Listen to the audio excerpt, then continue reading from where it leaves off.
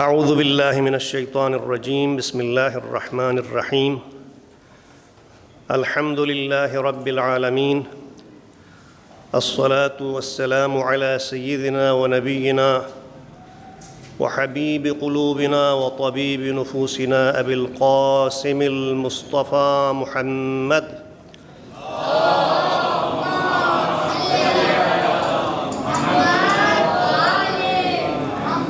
وعلى آله الطيبين الطاهرين المعصومين المنتجبين عليهم السلام أما بعد فقد قال الله سبحانه وتعالى في قرآن الكريم أعوذ بالله من الشيطان الرجيم إن هذا القرآن يهدي للتي هي أقوم ويبشر المؤمنين الذين يعملون الصالحات وَأَنَّ لَهُمْ أَجْرًا كَبِيرًا بآواز بلند صلوات اللہم صلی علی محمد۔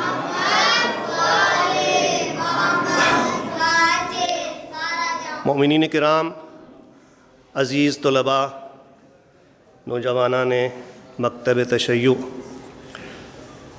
اللہ تعالیٰ آپ سب کو سلامت رکھیں، آپ کی عبادات قبول و منظور فرمائیں اپنی بارگاہ میں انشاءاللہ تعالی۔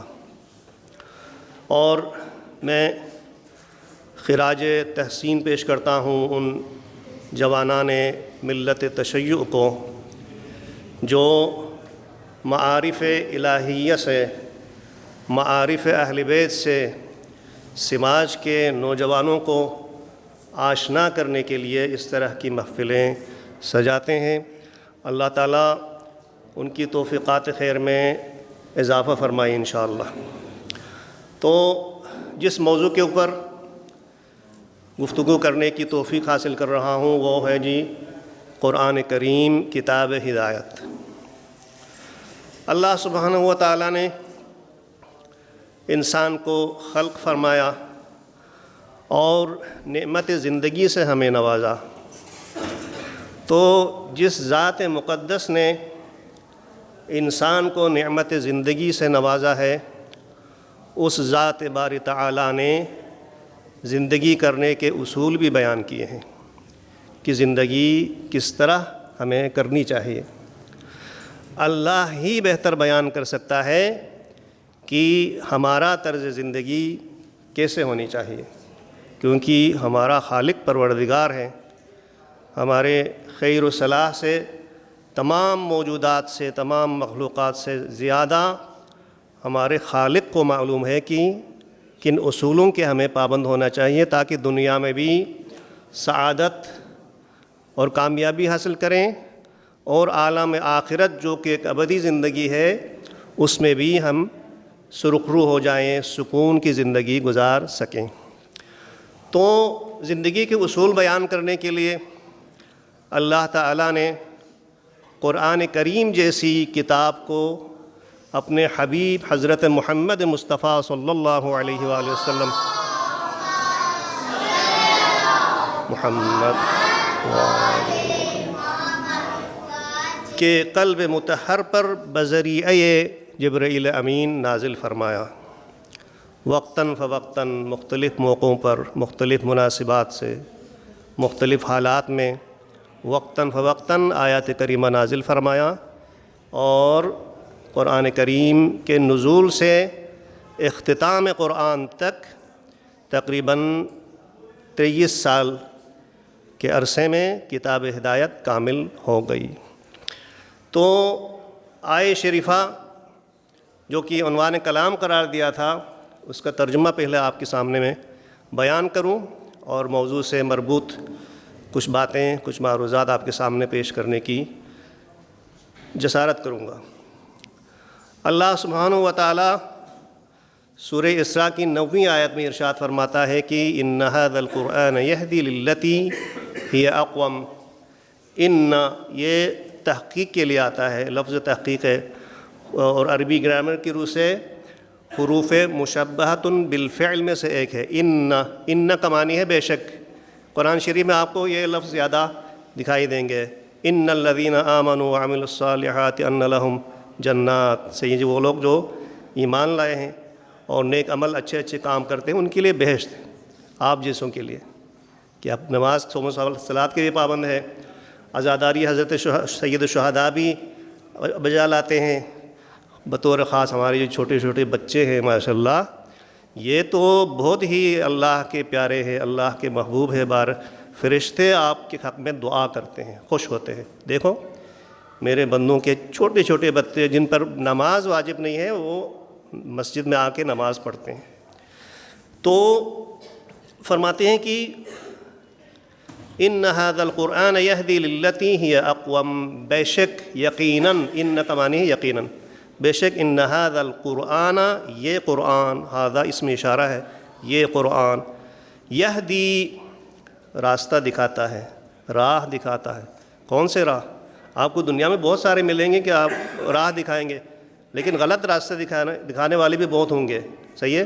صحیح راہ سے آپ کو غلط راستے پہ لے جانے والے لوگ بھی بہت ہوں گے، ان سے بچے رہنا بہت ضروری ہے کہ ہر ایک کی بات نہ سنیں، بلکہ ایسے لوگوں کی بات سنیں جو دین کو سمجھ چکا ہو اور آپ کو اچھائی کی طرف اور سچائی کی طرف بلائیں تو آپ ان کی بات کو مانیں، لیکن آپ کو اگر خدا نخواستہ گناہ کی طرف بلائیں تو آپ ان سے بچے رہیں۔ تو قرآن کریم کیسی کتاب ہے جی؟ ان ھذا القرآن یہدی للتی ہی اقوم، یقیناً بے شک یہ قرآن کریم جو ہے یہدی راستہ دکھاتا ہے، ہدایت کرتا ہے، یہدی للتی ہی اقوم، ایسا راستہ جو کہ سب سے سیدھا راستہ ہے، سب سے سیدھا راستے کی طرف انسان کو ڈائریکشن دیتا ہے، انسان کی رہنمائی فرماتا ہے۔ تو قرآن کریم پر اگر عمل کریں تو یقیناً جس منزل پر پہنچنے کے لیے اللہ تعالیٰ نے ہمیں خلق کیا ہے، اس منزل مقصود تک ہم پہنچ سکیں گے۔ اللہ تعالیٰ نے انسان کو بندہ بننے کے لیے، عبد کے لیے، عبودیت، عبادت کرنے اور بندہ بننے کے لیے خلق کیا ہے۔ وما خلقت الجن والانس الا لیعبدون، جن و انس کو خلق نہیں کیا سوائے یہ کہ عبادت کریں، اللہ کا بندہ بنے عبودیت کے لیے۔ تو عبودیت کی منزل تک پہنچنے کے لیے واحد راستہ قرآن کریم ہے۔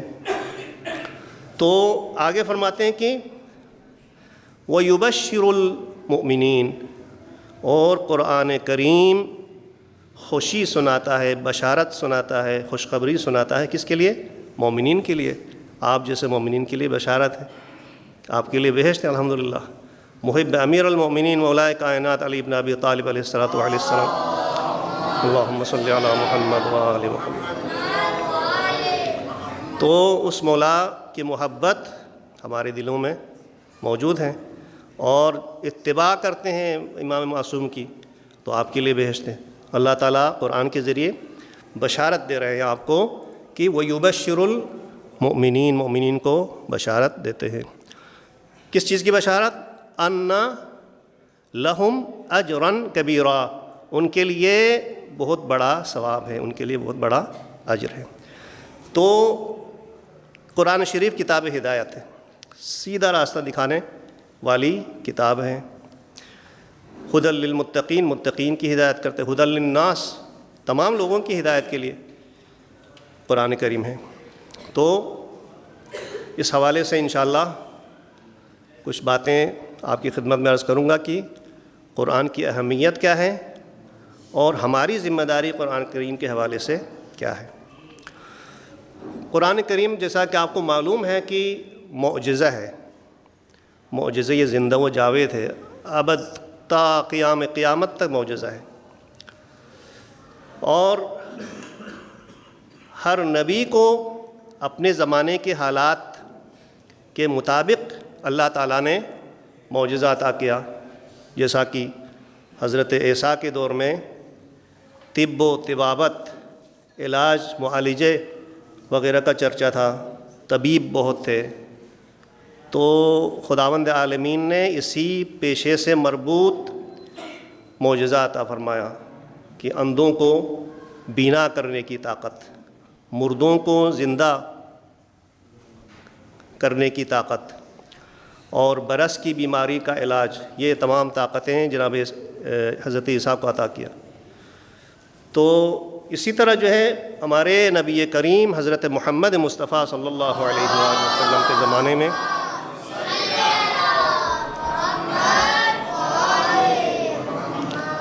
شعر و شاعری اور ادب کا بڑا چرچا تھا. بڑے بڑے شعراء تھے اس دور میں، بڑے بڑے پائے کے شعراء تھے جو اپنے کلام لکھ کر خانہ کعبہ کے دیوار پر لٹکا کے رکھتے تھے تاکہ آنے والے اس کلام کو پڑھ لیں. تو مقابلہ ہوتا تھا. بڑے بڑے شعراء تھے، بڑے بڑے ادبا تھے اور اس بات کو کمال سمجھتے تھے کہ زیادہ سے زیادہ اچھے کلام لکھیں اور لوگ ان کلام کو دیکھیں اور پڑھیں. تو ادب کے حوالے سے بہت آگے تھے اس زمانے میں. تو اسی لحاظ سے ہمارے نبی کریم کو قرآن جیسا معجزہ عطا کیا جو کہ معجزہ ہے، کلام خدا ہے. اور قرآن جیسی کتاب بڑے سے بڑے پائے کے شعراء بھی، منجے ہوئے ادبا بھی قرآن جیسی کتاب نہیں لا سکے. قرآن میں جو سورے ہیں اس سورے میں سے ایک چھوٹا سا سورہ بڑے بڑے شعراء نہ لا سکیں. چیلنج کیا قرآن کریم نے، اللہ تعالیٰ نے، جس کو تحدی کہتے ہیں، عربی یعنی قرآنیات کی اصطلاح میں تحدی کہتے ہیں. تحدی کرنا یعنی چیلنج کرنا. چیلنج کیا. بعض لوگوں کے ذہن میں شکوک و شبہات پیدا ہوا کہ یہ قرآن شاید ہمارے نبی نے جو ہے اپنے طرف سے بنایا ہوگا. تو اس کی بھی تفصیلات بہت ہیں کہ پیغمبر اکرم لکھتے نہیں تھے. اس میں راز ہے تاکہ بعد میں یہ الزام عائد نہ کر سکے کہ پیغمبر تو لکھتے تھے تو قرآن لکھا ہے اپنے ہاتھ سے. جی. تو قرآن کریم میں اللہ تعالیٰ نے جو ہے چیلنج کیا، تحدی کیا، چیلنج کیا کہ اگر تمہیں شک ہے یہ کہ یہ قرآن اللہ کی طرف سے نہیں ہے بلکہ بندے کی طرف سے ہے اور نبی کی جانب سے ہے، تو تم بھی جو ہے اس طرح کا کوئی کتاب لے آؤ، تم بھی اس طرح کا کوئی سورہ لے آؤ، تم بھی اس طرح وَإِن كُنتُمْ فِي رَيْبٍ مِّمَّا نَزَّلْنَا عَلَىٰ عَبْدِنَا فَأْتُوا بِسُورَةٍ مِّن مِّثْلِهِ وَادْعُوا شُهَدَاءَكُمْ إِن كُنتُمْ صَادِقِينَ. کہ اگر ریب کا معنی ہے شک، لا ریب یعنی بے شک، لا ریب فیہ یعنی اس کتاب میں کوئی شک نہیں ہے کہ یہ کتاب اللہ کی جانب سے، لا ریب. تو اگر تمہیں شک ہے کہ یہ کتاب اللہ کی جانب سے نہیں ہے تو پھر جو ہے ان کو تم قرآن جیسی کتاب لاؤ. اگر تم لا سکتے ہو، بڑے بڑے شعراء ہیں، بڑے بڑے منجے ہوئے ادبا ہے، تو قرآن جیسی کوئی کتاب لاؤ. کوئی بھی نہ لا سکے. حتیٰ کہ بہت سارے شعراء اور ادبا قرآن کے ادبیات کو دیکھ کے، قرآن کی آیات کو پڑھ کے، قرآن میں جو الفاظ استعمال ہوا تھا نہایت عمدہ الفاظ، تو بڑے بڑے شعراء نے کہا کہ یہ کلام بشر نہیں ہو سکتا ہے. کوئی بھی بشر چاہے جتنا بھی ماہر ہو ادبیات کے شعبے میں، اس طرح کا کلام نہیں لا سکتا ہے. تو ان شعراء اور ادبا نے قرآن پر ایمان لائے اس حوالے سے کہ وہ بے بس ہو گئے، وہ بالکل بے بس ہو گئے، اور یہ ان کو یقین ہو گیا کہ یہ کلام قرآن شریف کی آیتیں، سورہ، یہ کلام جو ہے وہ بشر کا کلام نہیں ہے بلکہ خالق بشر کا کلام ہے. تو قرآن معجزہ ہے، کئی پہلو سے معجزہ ہے. بیان کے اعتبار سے معجزہ ہے، الفاظ کے انتخاب کے اعتبار سے معجزہ ہے. کلام نہایت موزون ہے. آپ دیکھیں سورہ الرحمن جس کو عروس القرآن کہا جاتا ہے سید جی، اور سورہ رحمت، سورہ یاسین کو قلب قرآن کہا جاتا ہے، قرآن کا دل. سورہ رحمان کو عروس القرآن، کس حد تک جو ہے مزین ہے سید جی عروس القرآن. عروس کا معنی ہے دلہن، قرآن شریف کی دلہن. الرحمن علم القرآن. دیکھیں جی کتنے جو ہے شاعرانہ انداز میں، لیکن شعر نہیں ہے، شعر نہیں ہے بلکہ لیکن موزون ہے سید جی، وزن و قافیہ اس کے. تو اس حوالے سے بیان کے اعتبار سے بھی معجزہ ہے. اور معجزہ ہونے کا ایک پہلو ہے علمی اعتبار سے، اعجاز علمی اعتبار سے بھی معجزہ ہے. کیوں معجزہ ہے؟ کیونکہ ابھی 4 صدی میں جو ہے بہت سارے فلکیات کے ماہر، بہت سارے سائنسدان، بہت سارے اطباء پیشن گوئیاں کرتے ہیں، انکشافات کر چکے ہیں.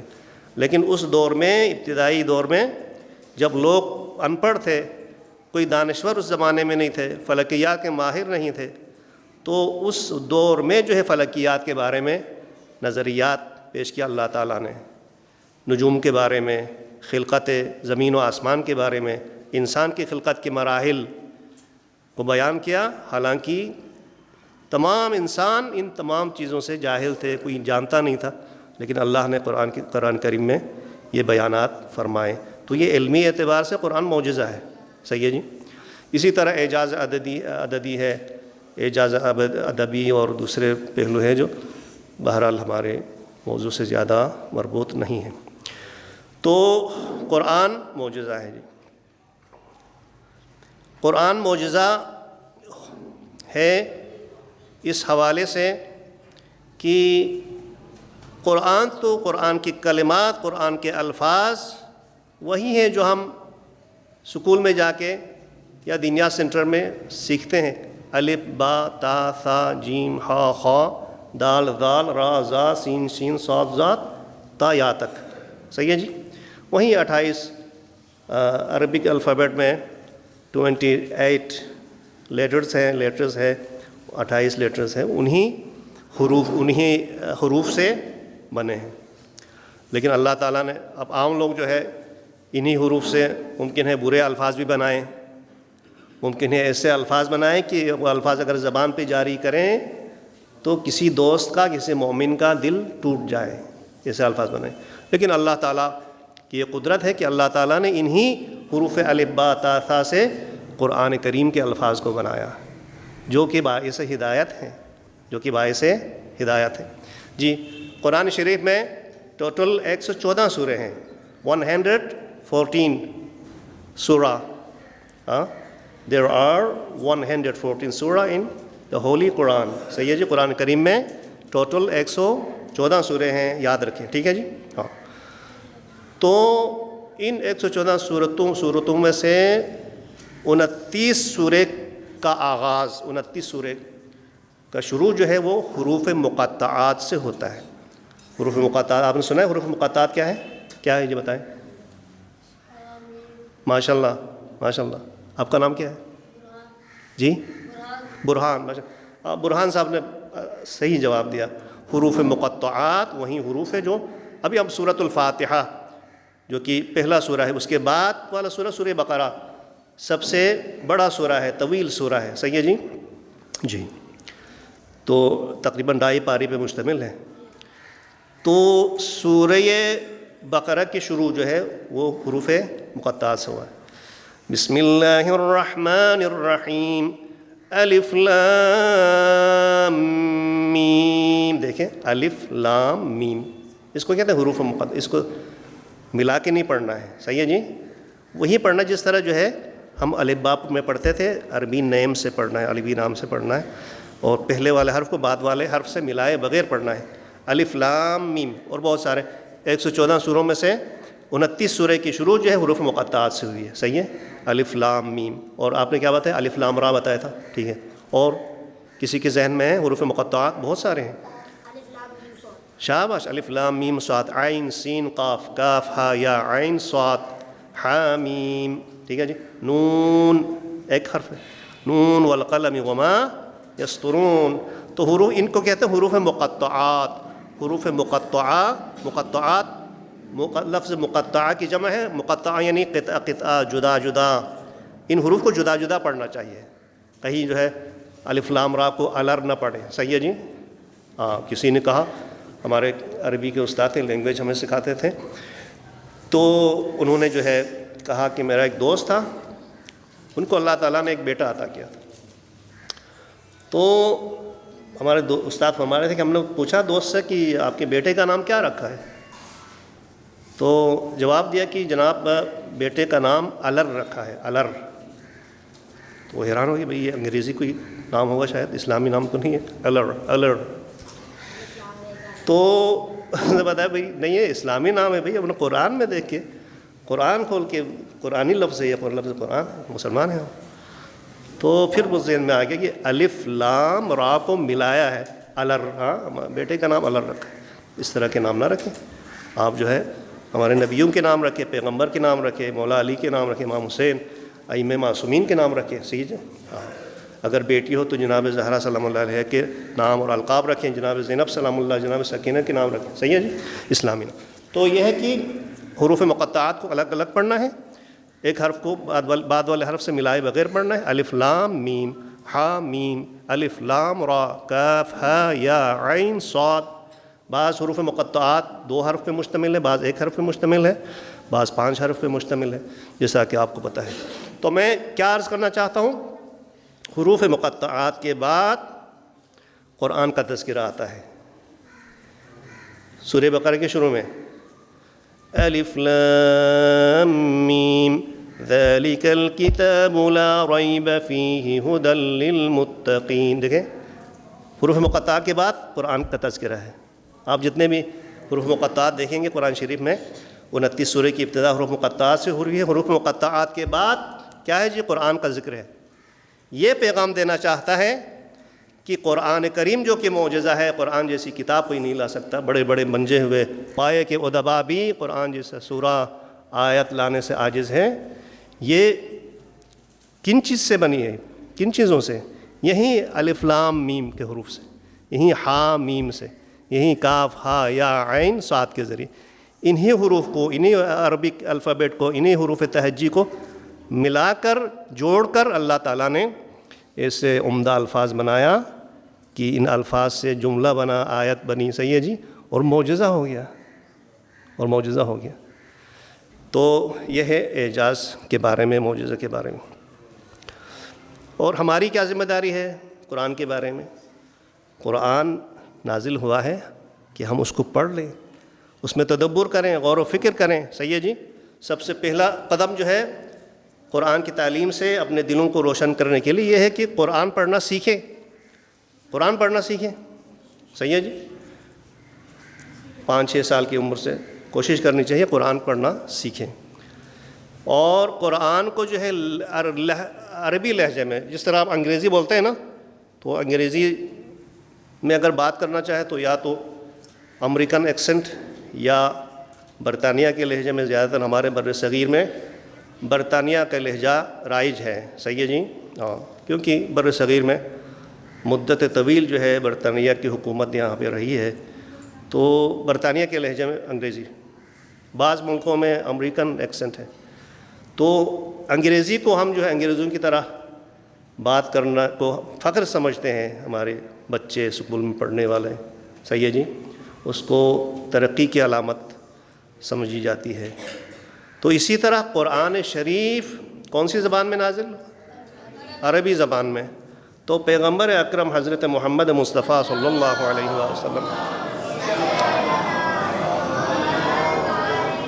فرماتے ہیں کہ اقرأوا القرآن بألحان العرب وأصواتها۔ اقرأوا فعل امر ہے، امپریٹیو فعل امر ہے، صحیح ہے جی، فعل امر ہے، اور آپ کو آرڈر دے رہے ہیں کہ قرأت کرو، اقرأوا قرأت کرو، اقرأوا القرآن، قرآن کو قرأت، بألحان العربی، عربی لہجے میں، عربی لحن میں، صحیح ہے جی، ہاں، اپنے علاقائی لہجے میں نہیں، عربی لہجے میں کوشش کرو سیکھو۔ سیکھنے کے باوجود اگر اس طرح نہ پڑھ سکیں تو کوئی حرج نہیں ہے، اللہ تعالیٰ ہماری طاقت سے زیادہ حکم نہیں دیتا، صحیح ہے جی، ہاں۔ جناب حضرت بلال رحمۃ اللہ علیہ مؤذن رسول صلی اللہ علیہ وآلہ وسلم نہایت ایماندار، معرفت رکھنے والی شخصیت تھی، لیکن اس کی زبان میں کچھ معمولی سی کمزوری تھی کہ وہ شین کو تلفظ نہیں کر سکتے تھے، اشہد کو اسہد پڑھتے تھے، اور وہیں اللہ کو منظور تھا۔ بہت ساروں نے کہا کہ یا رسول اللہ، آپ جو ہے کسی گورے، خوش سما، خوبصورت شخص کو مؤذن بناؤ جو کہ فصاحت اور بلاغت میں بھی آگے ہوں، حروف کو صحیح تلفظ کر سکے۔ پیغمبر نے فرمایا نہیں، مؤذن صرف بلال۔ ہاں جی، اگرچہ جو ہے اس کا چہرہ سیاہ ہے، اگرچہ وہ شین کو تلفظ نہیں کر سکتا، شین کے بجائے سین پڑھتا، لیکن یہ ان کی ایمان اور خلوص، اصل چیز ہے معرفت، اصل چیز ہے ایمان، صحیح ہے، اصل چیز ہے تقوی۔ ان اکرمکم عند اللہ اتقاکم۔ اگر ٹائم پوری ہو جائے تو آپ اطلاع دے دیں. صحیح ہے جی, میرے سامنے گھڑی نہیں. تو ان اکرمکم عند اللہ اتقاکم, اللہ کے نزدیک شرافت کی علامت خوبصورتی, حسن, آواز نہیں ہے, بلکہ ایمان ہے, تقویٰ ہے, معرفت ہے. ان اکرمکم عند اللہ اتقاکم, اللہ تعالیٰ کے نزدیک وہ اس انسان کے لیے عزت ہے, اس انسان کے لیے وقار اور وقار ہے جو تقویٰ ہو. تقویٰ کسے کہتے ہیں جی؟ حرام کام سے بچنا, برے کاموں سے بچنا اور اچھے کام کو انجام دینا. صحیح ہے جی. نماز پڑھنا, والدین کی تابعداری کرنا, وبالوالدین احسانا, والدین کی تابعداری کرنا. صحیح ہے جی. ماں باپ کا احترام رکھنا. الحمدللہ قرآن شریف میں موجود ہے کہ وبالوالدین احسانا, اللہ تعالیٰ اپنی عبادت کا حکم دینے کے بعد جو ہے والدین کی اطاعت کا حکم دے رہا ہے کہ والدین کی اطاعت کرو, ماں باپ کا احترام کرو. صحیح ہے جی. اب مغرب میں کیا ہے؟ مغرب میں یہ ہے کہ اگر باپ اپنے بیٹے کو ڈانٹیں تو جلدی جو ہے وہ پولیس کے ٹیلی فون نمبر ملاتا ہے. ابھی پولیس, باپ مجھے ڈانٹ رہا ہے, میرا ڈیڈی جو ہے مجھے ڈانٹ رہا ہے. لیکن اسلام کیا کہتے ہیں؟ اسلام کہتا ہے کہ اگر باپ تمہیں ڈانٹیں تب بھی جو ہے اس کی عزت کرو, برداشت کرو, اور باپ کے سامنے خدا نخواستہ اس کی حد کے عزت کو بے عزتی نہ کرو, بلکہ اگرچہ باپ برا ہو لیکن بچوں کو چاہیے, اولاد کو چاہیے کہ باپ کی عزت کریں, خاموش رہیں, تو پھر جو ہے اللہ تعالیٰ آپ سے خوش ہو جائیں گے, فرشتے آپ پر درود و سلام بھیجیں گے. صحیح ہے جی. یہ ہے قرآن کریم. تو ہماری ذمہ داری میں عرض کر رہا تھا کہ موضوع سے نہ ہٹوں, کہ تلاوت کرنا, اقرأ القرآن بالحان العرب واصواتها. آپ مجھ سے پوچھیں گے کہ بھئی ہم کتنے قرآن پڑھیں, کتنی آیتیں پڑھیں, تو کوئی سختی نہیں ہے, کوئی ضروری نہیں ہے کہ آپ جو ہے ایک پارہ پڑھیں, آدھا پارہ پڑھیں, جتنا ہو سکتا ہے, جتنا ہو سکتا ہے. آپ چھوٹے الحمدللہ جتنا ہو سکتا ہے, جتنا آپ کے بس میں ہے, ایک آیت, 2 آیت ہر روز پڑھیں, یا آدھا صفحہ سے پڑھیں. اگر زیادہ آپ تھکے ہوئے نہیں ہیں یا آپ میں جذبہ ہے تو پھر جو ہے آدھا صفحہ, 1 صفحہ, 2 صفحہ بھی پڑھ لے. لیکن پڑھنا جو ہے صحیح انداز میں پڑھنا چاہیے. صحیح انداز میں پڑھنے کے لیے پہلے تو جو ہے آپ کو سنت ہے. کتنے لوگ ہیں ہمارے الحمدللہ ہماری کمیونٹی میں نوحے پڑھنے والے الحمدللہ بہت ہیں. یہ بھی عبادت ہے, اہل بیت, ذکر اہل بیت عبادت ہے. منقبت پڑھتے ہیں الحمدللہ, لیکن قرآن کی تلاوت کرنے والے بھی اتنے ہیں نہیں ہیں. حالانکہ ہمارے نبی کریم نے فرمایا تھا کہ میں قرآن اور اطرت کو چھوڑ کے جا رہا ہوں, صرف اطرت کو نہیں, صرف قرآن کو نہیں, قرآن اور اطرت دونوں کو چھوڑ کر جا رہا ہوں تاکہ تم ان دونوں سے متمسک رہیں اور گمراہی سے بچ جائے, ضلالت سے محفوظ رہے. تو چاہیے کہ جس طرح آپ نوحہ پڑھتے ہیں, ماشاءاللہ امام حسین علیہ السلام کی نظر کرم آپ پر ہیں, نوحہ پڑھتے ہیں, پڑھیں, اچھی بات ہے, ثواب ہے, عبادت ہے. منقبت پڑھتے ہیں, سلام پڑھتے ہیں, سوزخانی آپ کرتے ہیں, یہ بھی عبادت ہے. یہ اہل بیت سے متمسک ہونے کے لیے, لیکن قرآن سے بھی متمسک ہونی چاہیے شیعیان حیدر کرار کو. انشاءاللہ آپ سب کو توفیق عطا فرمائے اللہ تعالیٰ کی, قرآن کریم سے متمسک رہیں. کیونکہ ہم جو ہے علی والے ہیں, ہم مولا علی کے شیعہ ہیں, تو مولا علی تو ہمیشہ قرآن کے ساتھ ہوتے تھے. مولا علی ہمیں علی مع القرآن والقرآن مع علی, پیغمبر کی حدیث ہے نا کہ قرآن علی کے ساتھ اور علی ہمیشہ قرآن کے ساتھ. علی مولا علی علیہ السلام جو قرآن ناطق, بولتا قرآن ہے. اہل بیت علیہ السلام بولتا قرآن ہے, اور وہ قرآن شریف, مصحف شریف جو مسجد میں ہے ہم کھول کے پڑھتے ہیں, وہ قرآن صامت ہے, خاموش قرآن ہے. اگر ہم پڑھیں تو پھر جو ہے آواز میں بدل جائے گی. تو ایک حدیث شریف ہے آپ کے سامنے میں بیان کروں گا کہ جب, اب دیکھیں جی اللہ اور ہمارے درمیان جو رابطہ ہے, صحیح ہے, اللہ کی محبت ہمارے دل میں ہے, اور اللہ بھی ہم سے محبت کرتے ہیں, بندوں سے محبت کرتے ہیں.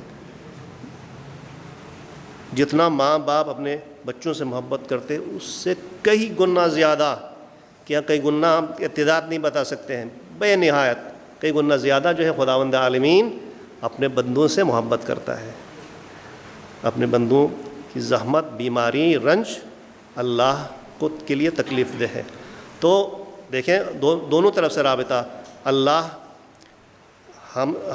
کے جانب، اللہ کی طرف سے بندوں کے رابطہ، اور بندہ اللہ کے ساتھ کس طرح رابطہ قائم کرتے ہیں۔ تو پھر اس حوالے سے حدیث شریف ہے کہ جب تم چاہو کہ اللہ سے بات کرو، ہم اللہ سے بات کرنا چاہتے ہیں نا بھائی، جو شخص ہمیں پسند ہے، جو ذات ہمیں پسند ہے، جس ذات کی محبت ہمارے دل میں ہے، اس ذات سے رابطہ قائم کرنا چاہتے ہیں، بات کرنا چاہتے ہیں۔ تو حدیث شریف میں ہے کہ اگر اللہ سے بات کرنا چاہیں کیا پڑھو؟ نماز۔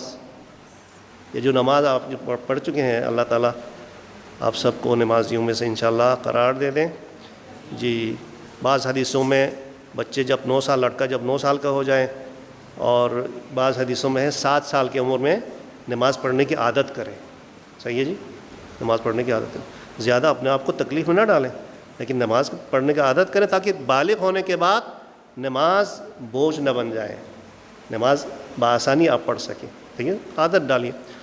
تو جب اللہ سے بات کرنا چاہتے ہو، حدیث میں ہے جب اللہ سے بات کرنا چاہتے ہو تو نماز پڑھو۔ جب تم چاہو کہ اللہ تم سے بات کریں تو قرآن شریف کی تلاوت کرو۔ تو یہ دو طرفہ رابطہ قائم رہتا ہے بندہ اور اللہ کے درمیان۔ اللہ بھی بندے سے بات کر رہا ہے اور بندہ بھی اللہ سے بات کر رہا ہے۔ نماز کے ذریعے بندہ اللہ سے بات کرتا ہے، اور قرآن شریف کے ذریعے جو ہے اللہ سبحانہ و تعالیٰ بندے سے بات کر رہا ہے۔ تو یہ دو طرفہ رابطہ، دوستی اور محبت کا رابطہ قائم رہے تو انشاءاللہ ہدایت کے دروازے سامنے کھل جاتے ہیں۔ درود پڑھیں محمد و آل محمد پر۔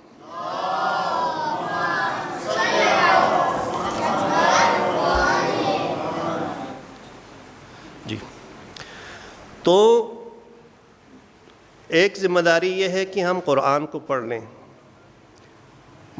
فَاقْرَؤُوا مَا تَيَسَّرَ مِنَ الْقُرْآنِ، جتنا ہو سکتا ہے آپ پڑھیں۔ نہیں فرمایا ایک پارہ ضرور پڑھو روزانہ، نہیں، جتنا ہو سکتا ہے، جتنا آپ کا دل برداشت کر سکتا ہے۔ صحیح ہے جی، اپنے آپ کو زحمت میں نہ ڈالیں۔ کبھی یہ انسان کے دل میں مختلف حالات پیش آتے ہیں، کبھی کسی چیز کا شوق ہوتا ہے، کبھی شوق ختم ہوتا ہے۔ جب آپ کے دل میں شوق جذبہ پیدا ہو جائے قرآن شریف پڑھیں۔ صحیح ہے جی، اور اس کے بعد جو ہے تدبر، غور و فکر کرنا، آیات کے ترجمہ بھی پڑھ لیں کبھی کبھار۔ صحیح ہے جی، قرآن کریم میں تدبر کریں، غور کریں، فکر کریں۔ یہ تدبر کرنا بھی عبادت ہے، عبادت ہے، جیسا کہ نماز پڑھنا عبادت ہے، روزہ رکھنا عبادت ہے، درود شریف پڑھنا عبادت ہے، نوحہ پڑھنا عبادت، اور کار خیر کرنا، قرآن پڑھنا عبادت ہے۔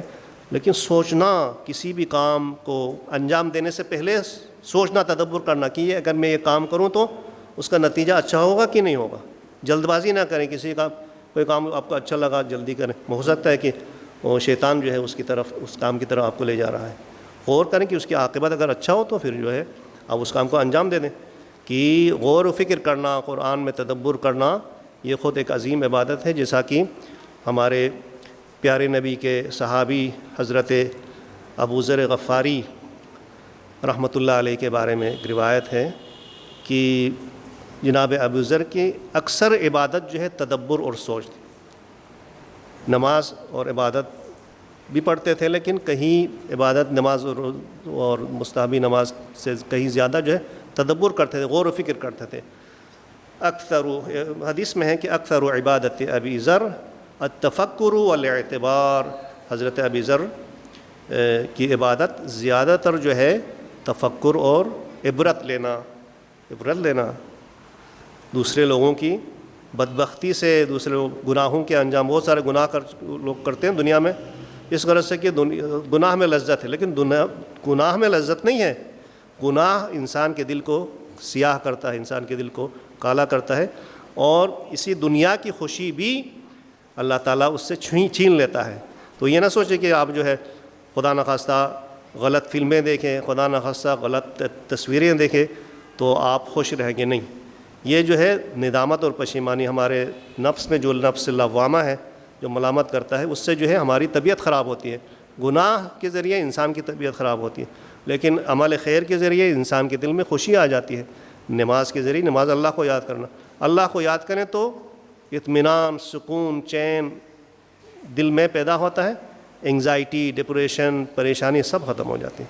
الا بذکر اللہ تطمئن القلوب، آگاہ رہو کہ صرف اللہ کو یاد کر کے انسان سکون پاتا ہے۔ تو میرے خیال میں برادر محترم فرما رہے ہیں کہ ٹائم آ گیا ہے. باتیں اور بھی تھیں، انشاءاللہ کبھی موقع ملے تو انشاءاللہ مزید اسی موضوع سے مربوط کچھ معروضات آپ کے سامنے پیش کرنے کی سعادت حاصل کروں گا. اللہ تعالیٰ ہم سب کو قرآن اور اہل بیت سے متمسک رہنے کی توفیق عطا فرمائیں تاکہ ہم اپنی دنیا کو بھی آباد کر سکیں اور عالم آخرت کو بھی آباد کر سکیں انشاءاللہ.